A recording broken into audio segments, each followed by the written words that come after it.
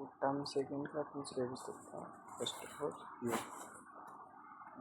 तो हिंदू योगा की उत्पत्ति युजित योग के इसका अर्थ होता है जोड़ना, जुड़ना या एक होना।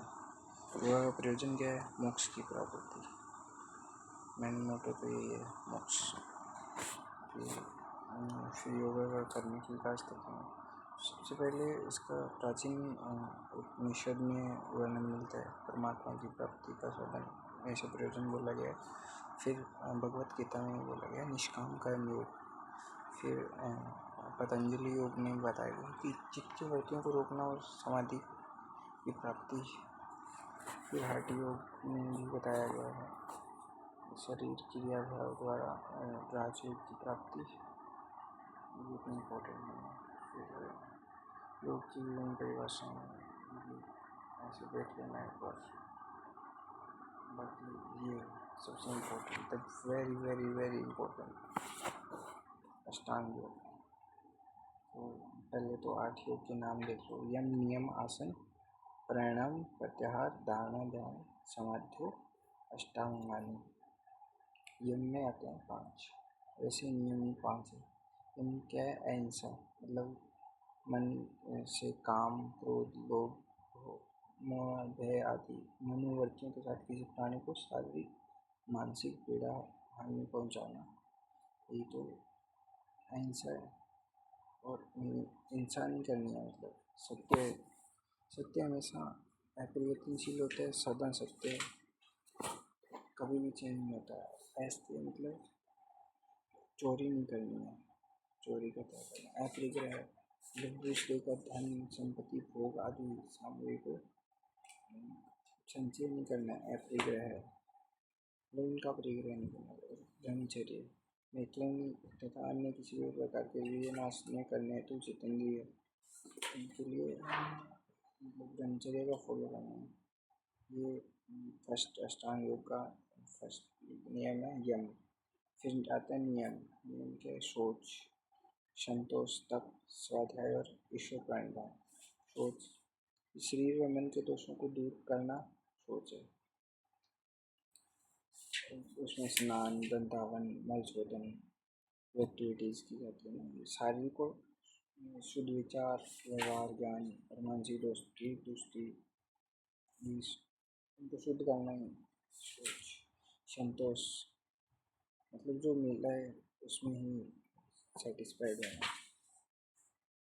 फिर तप शारीर प्राण इंद्रियों मन को उचित अभ्यास से वासी कर करके तप कहते हैं। सर्दी गर्मी की प्यास मान अपमान आदि द्वंद्व नष्ट हो जाते हैं। स्वाध्याय क्या है? वेद उपनिषद सांख्य योग और अध्यात्म संबंधित ज्ञान उत्पन्न करने वाले शास्त्रों को नियमपूर्वक अध्ययन करना और ओंकार सहित गायत्री आदि मंत्रों का जाप करना स्वाध्याय। फिर ईश्वर प्रणिधान ईश्वर की भक्ति में अपने आप को बस सब कुछ ईश्वर के लिए ही समर्पित कर देना, सर्व कर्म को उसके समर्पण करना ईश्वर प्रणिधान है कि सब कुछ भगवान जी का दिया। फिर ये क्रिया योग बोला है उनको, तप स्वाध्याय और ईश्वर प्रणिधान को क्रिया योग तीनों को बोला। फिर तीसरा नियम आता है आसन, स्थिर सुखासन, जो मतलब स्थिर रूप में जिसमें कोई गति नहीं है और सुख के साथ जब बैठे रहते हैं उसको आसन बोलते हैं।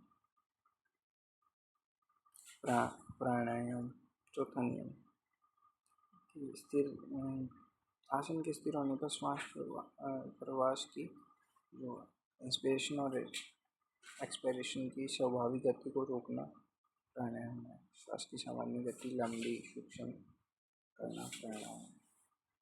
प्राणायाम में 4 प्रकार की वृत्तियाँ बताई गई, बाह्य वृत्ति, अभ्यंतर वृत्ति और स्तंभ वृत्ति और बाह्य अभ्यंतर इच्छाति।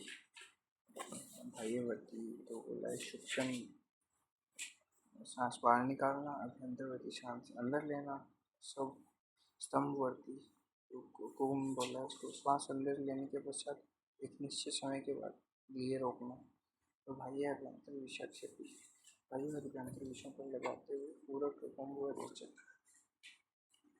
देश द्वारा मान रेचक पूरक और कुंभ 12 अंगुल तक बाहर सांस निकालना नासिका से रेचक। पूरक में मूलाधार चक्कर तक श्वास बाहर निकालना। पूरक में प्राणों को मणिपुर चक्कर में स्थिर रखना। समय द्वारा रेचन 24 मात्रा तक पूरक, 12 मात्रा तक पूरक, 48 मात्रा तक। संख्या द्वारा माप रेचन 34, 24 गिनने तक पूरक, 12 गिनने तक इस दिशा में 24, 12, 48। फिर 5वां नियम आता है प्रत्याहार। इंद्रियों को अपने विषयों से हटाकर चित्त के स्वरूप का अनुकरण करना प्रत्याहार है। फिर धारणा, स्थान विशेष पर चित्त को बांधे रखना ही धारणा है, जो एक स्थान पर। फिर ध्यान, धारणा के निरंतर उसी स्थान पर बने रहना ध्यान है। फिर समाधि, 8वां समाधि, जब ध्यान करते समय केवल लक्ष्य का स्वरूप दिखाई दे, साधक को स्वयं के स्वरूप का आभास।